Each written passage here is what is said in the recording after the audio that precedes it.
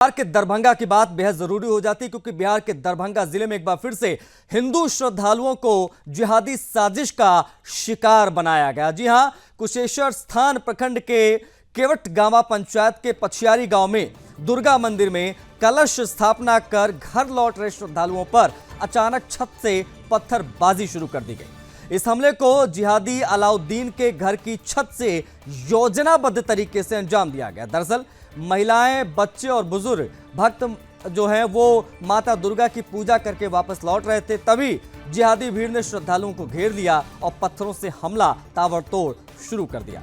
माहौल को सांप्रदायिक रंग देने की कोशिश की गई और खास बात यह रही कि ये सभी श्रद्धालु जय श्री राम का उद्घोष करते हुए भक्ति भाव पूर्वक लौट रहे थे, लेकिन जिहादियों को यह रास नहीं आया। घटना के बाद इलाके में तनाव का माहौल बना हुआ है। स्थानीय हिंदू संगठनों में भी भारी आक्रोश व्याप्त है।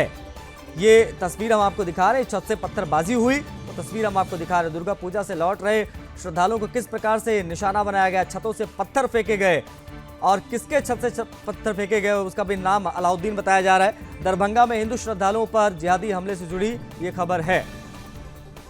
अंजनी पांडे हमारे सहयोगी कनेक्ट हो गए। अंजनी, श्रद्धालु लौट रहे थे, जिहादियों ने पत्थरबाजी शुरू कर दी, कहां का ये पूरा मामला है, क्या घटनाक्रम रहा, बताइए पूरी जानकारी क्या है।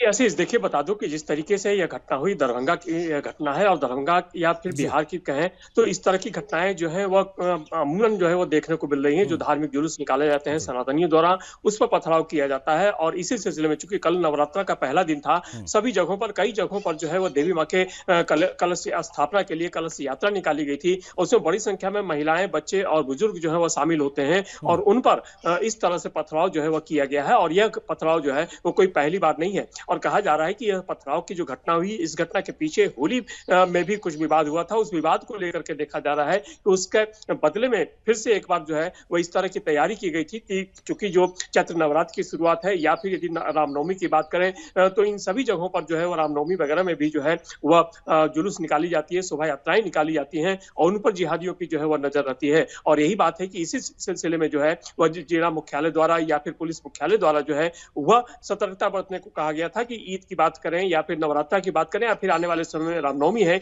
इन सभी पर्वों को लेकर के जो है वह सतर्कता बरती जाए और पुलिस की चौकसी जो है वह रखी जाए। लेकिन उसके बावजूद जिहादियों का मनोबल जो है वह इतना बढ़ा हुआ है कि आप देख सकते हैं कि इस तरीके से इस घटना को जो है वह अंजाम दिया गया है। जब वो श्रद्धालु भक्ति भाव से राम का नारा लगा के देवी माँ का गीत गाते हुए जब जा रहे थे, तब उन पर जो है इस तरह से छत के ऊपर से पथराव किया गया। जो अलाउद्दीन नाम बताया जा रहा है जिहादी का, इसकी क्या कुंडली है? क्या ये पहले भी इस प्रकार के वारदातों में इन्वॉल्व रहा है, पत्थरबाजी इत्यादि में, या लोगों को लामबंद करने में आगे माना जाता रहा है? क्या इसके बारे में क्या जानकारियां मिल पाई अब तक?